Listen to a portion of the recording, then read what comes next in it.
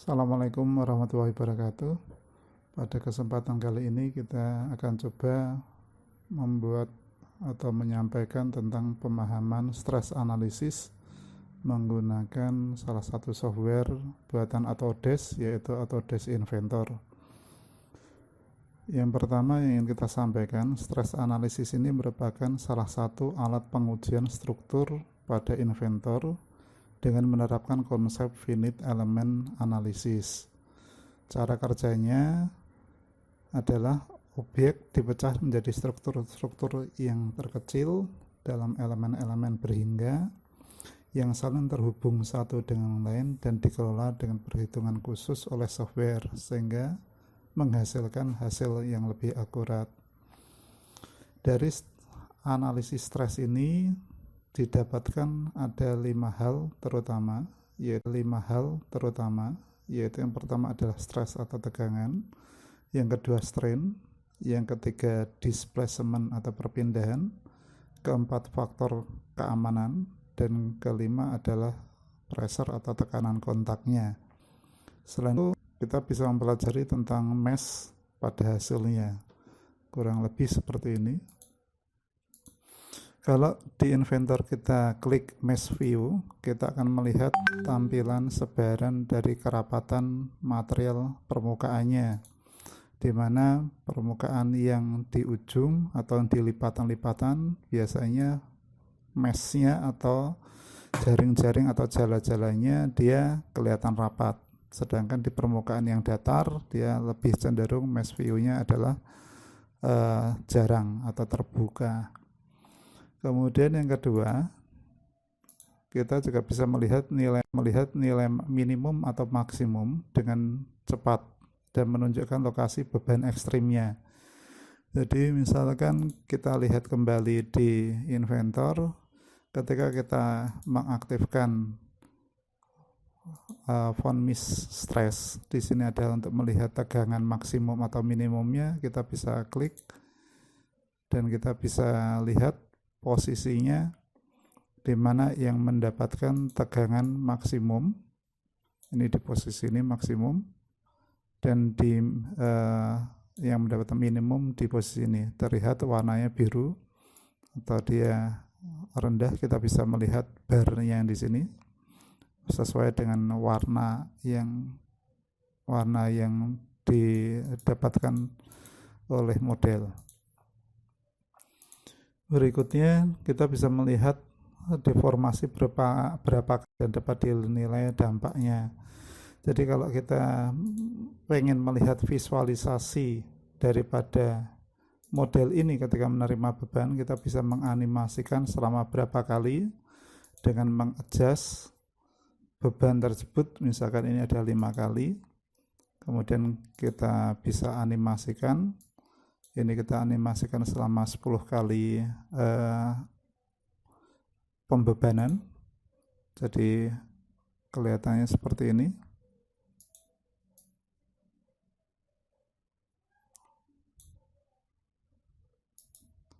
Seperti itu. Jadi di sini kita bisa melihat efek yang terjadi pada model yang kita berikan.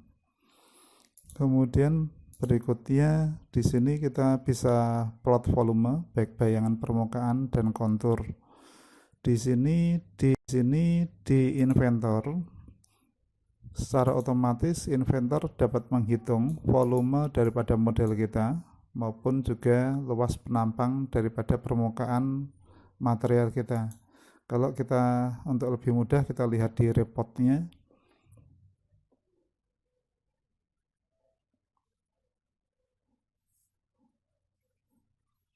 Di sini akan kelihatan benda kita volumenya sekitar 730.000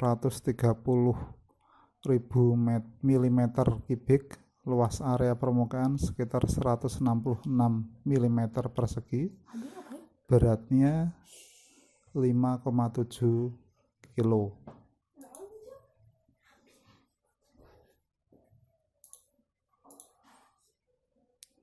Kemudian untuk animasi displacement atau perpindahan, di sini kita hanya Untuk perpindahan displacement-nya di sini sesuai dengan sumbu Z karena pembebanan arah sesuai gravitasi ke bawah. Di sini kita melihat untuk displacement Z-nya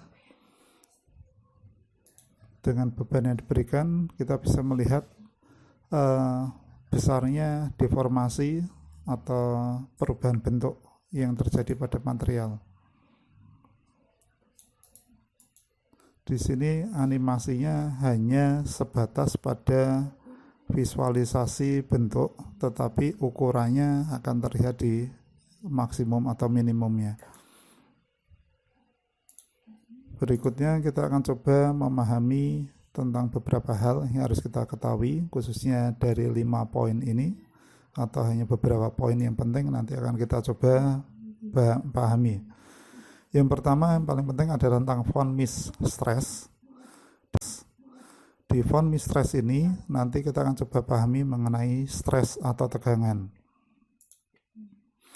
Pada inventor, stres atau tegangan ini digambarkan dalam 6 komponen tegangan arah dan dikelompokkan dalam 3 tegangan normal atau yang disebut dengan normal stres, yaitu stres sumbu XX, stres sumbu YY, stres sumbu ZZ, dan 3 tegangan geser atau shear stress. Di sini stres XY, ZZ, dan XZ.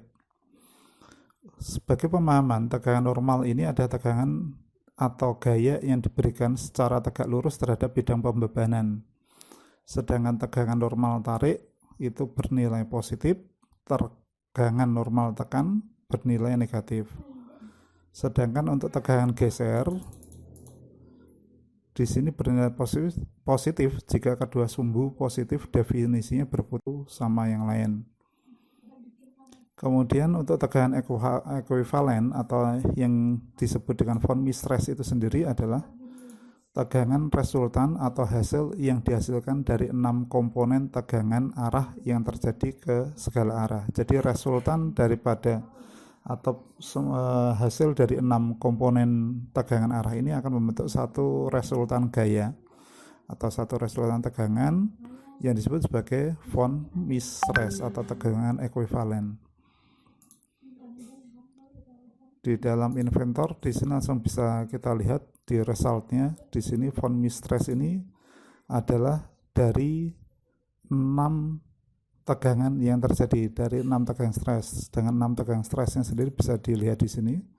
Stres sumbu XX, XY, XZ, YY, YZ, dan ZZ. Di sini terbagi seperti tadi yang kita sampaikan, ada tegangan geser dan tegangan normal. Kemudian berikutnya kita akan coba pahami prinsipal stres yang pertama. Prinsipal stres yang pertama ini adalah tegangan normal yang terjadi pada permukaan pembebanan, di mana tegangan geser nilainya 0. Sedangkan first principal stress atau prinsipal stres yang pertama ini menunjukkan nilai tegangan tarik maksimum. Sedangkan prinsipal stres yang ketiga atau third principal stress ini sama seperti first principle stress, cuma bedanya adalah untuk tegangan normal yang terjadi permukaan pembebanan di mana tegangan gesernya nilainya 0, dan third principle ini lebih cenderung pada tegangan tekannya. Jadi untuk yang first principle itu tegangan tariknya, dan untuk tegangan tekannya. Untuk displacement ini menyatakan perubahan bentuk yang terjadi karena deformasi pada model. Displacement ditunjukkan dengan displacement ekuivalen, yaitu sumbu X, sumbu Y, dan sumbu Z. Di inventor bisa dilihat displacement di sini ada 3, tetapi nanti resultannya akan disimpulkan di displacement yang ada di sebelah sini. Maksimum dan minimumnya sudah terhitung. Sedangkan displacement yang di sini adalah displacement sesuai dengan sumbu arah pembebanan. Yang di sini sumbu X saja, yang di sini sumbu Y saja, dan di sini adalah sumbu Z saja melihat daripada arah persumbuan yang ada di sini. Kemudian tentang safety factor. Untuk safety factor di sini digunakan untuk menunjukkan daerah yang kritis terhadap beban. Semua benda memiliki batas tegangan tergantung pada bahan yang digunakan. Di sini disajikan dalam dua materi. Yang pertama adalah yield strength dan yang kedua adalah ultimate tensile strength. Nanti akan kita bahas kembali. Sebagai contoh, baja memiliki batas hasil di sini 40.000 psi atau PSI. Tekanan apapun di atas 40.000 PSI ini akan menimbulkan deformasi permanen. Jadi deformasi permanen di sini ketika material mendapatkan beban ini, maka material akan berubah bentuk dan dia tidak akan bisa kembali lagi ke bentuk awal atau mengalami plastisitas. Kemudian kita dapat menghitung faktor keamanan adalah nilai rasio stres maksimum yang diizinkan ekuivalen stres terhadap von Mises stresnya. Dan di sini yang digunakan ada faktor keamanan, nilainya harus lebih dari 1 agar desain ini bisa diterima. Kita usahakan lebih dari 1. Saat menggunakan ultimate tensile strength, tegangan maksimumnya itu bisa menentukan rasio faktor keselamatan. Jadi yang pertama yang kita kejar adalah tentang yield strength-nya, terhadap yield strength-nya. Tetapi yang batas patah itu sendiri itu nanti ditentukan oleh rasio faktor keselamatannya, itu yang menentukan ada ultimate tensile strength. Nanti pemahamannya kita lihat pada bab setelah ini. Kemudian pewarnaan pada von Mises dan lain-lain, di situ ada beberapa warna. Batasan ini akan menunjukkan pada besarnya beban yang diterima oleh model. Di sini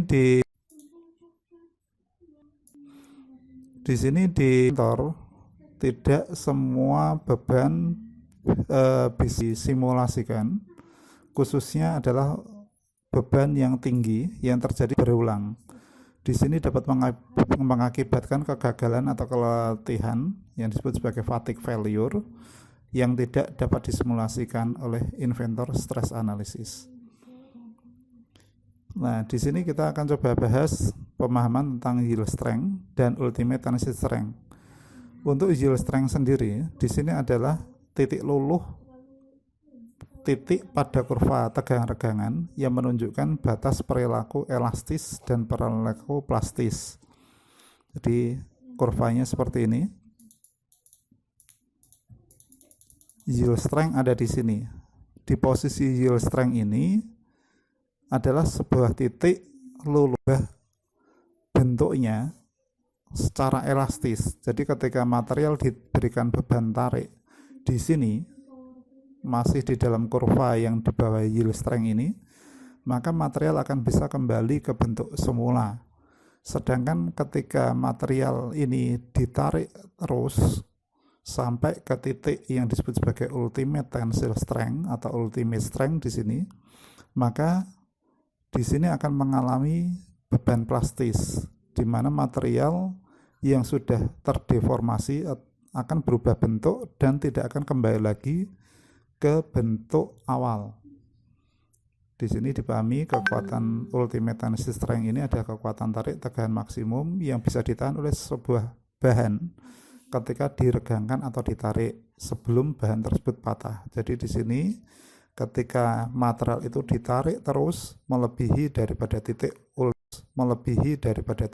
ultimate tensile strength-nya, pada titik berikutnya dia akan mengalami fraktur atau patah.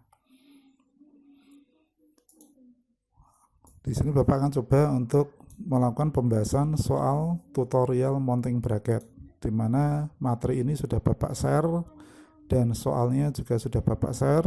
Kita akan coba bahas berdasarkan stress analysis reportnya. Di sini Bapak sudah buka. Di sini stress analysis reportnya. Di sini bisa kita ketahui material yang digunakan adalah steel mill, density atau berat jenis daripada steel mill-nya ini sendiri adalah 7,85, berat secara keseluruhan modelnya, ini model ini, di sini sudah terekap di sini, yaitu sekitar 5,7, area dan segala macam bisa kita lihat di sini. kita lihat di sini.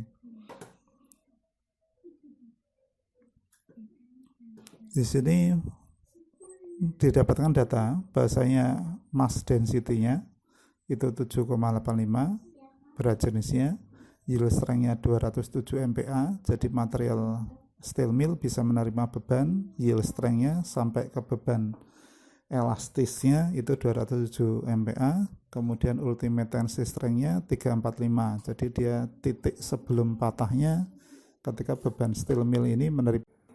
Oke, untuknya pada kondisi ini bearing diberikan model diberikan pembebanan, tipe pembebanan namanya bearing load sebesar di sini adalah 1000 Newton. Posisi pembebanan ada di lubang bearing di sini. 1000 Newton ini kalau kita pahami itu kurang lebih sekitar 100 kilo, di mana 1000 Newton kalau kita bagi dengan besarnya gaya gravitasi itu sama dengan 100 gaya gravitasi, nilainya kita bulatkan menjadi 10 meter per second persegi. Kemudian untuk besar gaya gravitasi sendiri ini menjadi tambahan beban buat model. Besarnya beban di sini 9810. Ini satuannya milimeter. Kalau tadi yang kita sampaikan itu satuannya meter per second persegi, tapi kalau untuk ini dia satuannya milimeter per second persegi. Ini sama saja. Ini untuk keseluruhan beban, dia akan menambahkan beban material tersendiri. Kemudian di sini ada fixed constraint. Fixed constraint ini, model ini ketika diberikan beban dia diikat menggunakan baut pada lubang ini. Jadi permukaan ini dia terkunci. Kemudian di sini untuk resultnya kita akan coba bahas sesuai dengan pembahasan yang ada di sini.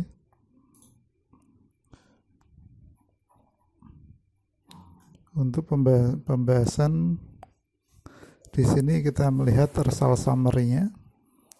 Result summary-nya tadi sudah kita lihat di sini. Ini result summary-nya. Kita pindahkan ke pembahasan.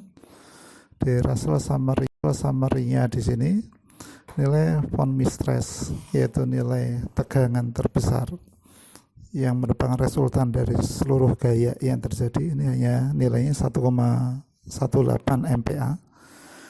Nilai ini jauh lebih kecil dari nilai yield strength-nya sendiri. Untuk steel mill itu sekitar 207 MPa, dan nilai ultimate tensile strength-nya sebelum dia patah itu 345 MPa. Kemudian ini di sini beban yang tertinggi ada di area sini.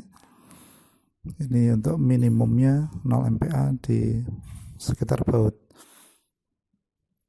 Kemudian yang kedua adalah untuk nilai force principal stress, nilainya 1,28 MPa. Ini tegangan tariknya maksimum sangat kecil sekali, masih di bawah yield stress.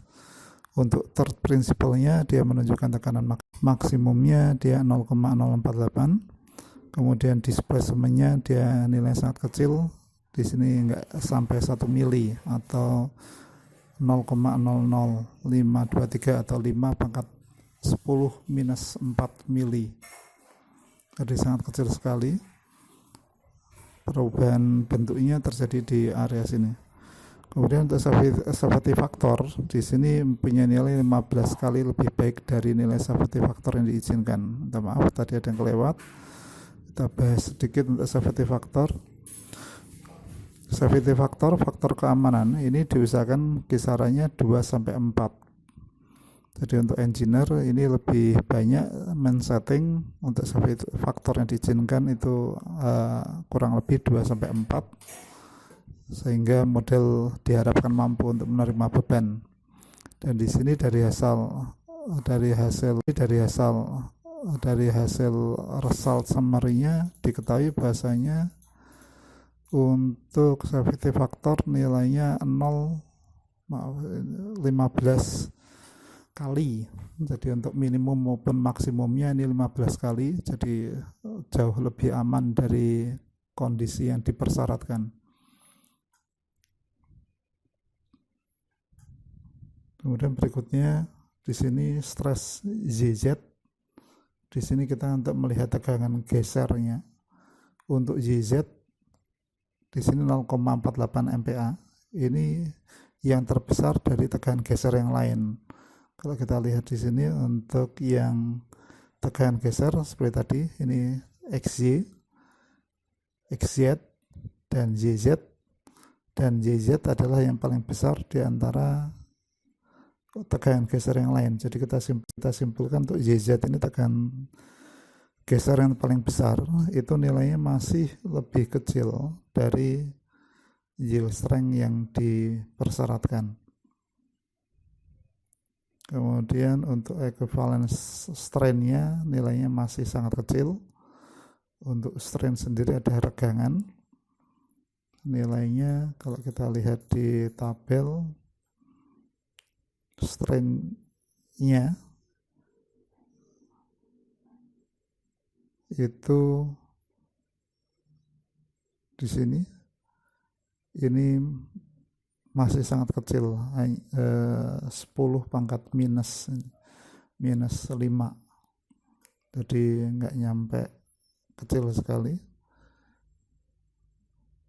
Kemudian untuk kontak pressure-nya 1,4927 MPa, dinilai masih sangat kecil sekali dibandingkan dengan yield strength-nya. Sehingga dari kesimpulan dari model tutorial kita dapatkan nilai von Mises dan safety factor. Ini khususnya dari dua hal ini, model sistem kita sangat mampu menahan beban diberikan. Area menerima tegangan maksimal dapat dilihat dari warna merah. Di sini merahnya kalau kita lihat dari gambar itu sangat sedikit, dan grafik safety factor terlihat berwarna biru. Itu menandakan sistem adalah aman. Untuk safety factornya ini.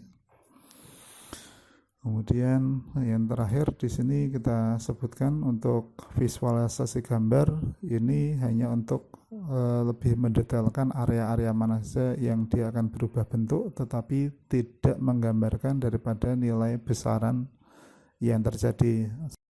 Silakan dilihat dari hasil maksimum dan minimumnya yang ada di sini.